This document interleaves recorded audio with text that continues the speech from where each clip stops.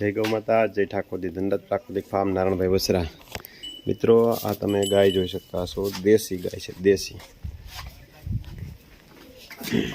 આ આપણા ભદ્રથી ભરેલી હતી, સરસ મજાની વાછડી એવી. હજી આ કાનની અણીયું છે વરી જાય, પણ એકદમ નાનું મોઢું. ગાય કલર બદલવા નથી દેતી, ચોથું વેતર વ્યાણી, પણ આજી વખતે થોડોક કલરમાં ચેન્જ આવ્યો. અને હજી 2-3 દિવસની વાછડી છે. તમે એનું હાડ એને જોઈ શકતા હશો, પગ જોઈ શકતા હશો.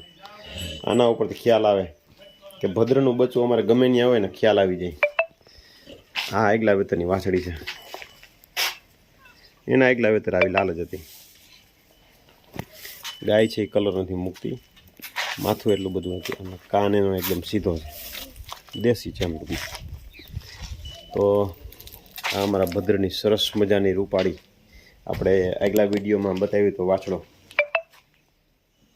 કેમ કે ભદ્રના એવા સરસ મજાના રિઝલ્ટ આવે, અને જ્યાં જોઈને ખ્યાલ આવી જાય કે આ ભદ્રનું બચ્ચું છે જ ફાઇનલી.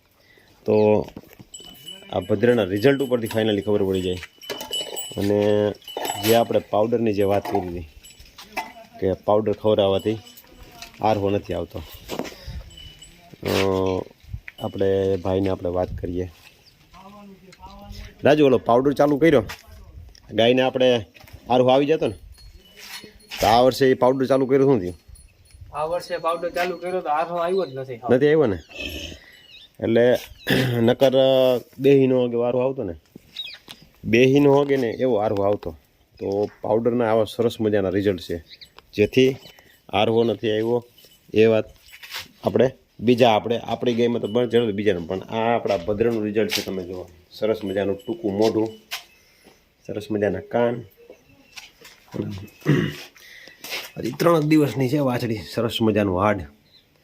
અને આગલા બધા વેચારમાં લાલચ બચાતા ને, આજી વખતે થોડો કલર ખૂટને ખેંચવા દીધો, નહીંતર કલર મૂકતી નથી ગાય.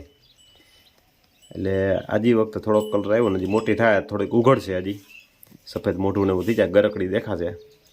તો આ આપણા ભદ્રનું રિઝલ્ટ. તો ચાલો નવા વિડીયો સાથે મળશું, અને ભદ્રના જે રિઝલ્ટ છે એની બીજે બધે પણ જે આપણે વિડીયો બનાવવાની કોશિશ કરશું. ચાલો નવા વિડીયો સાથે મળશું. જય ગૌ માતા.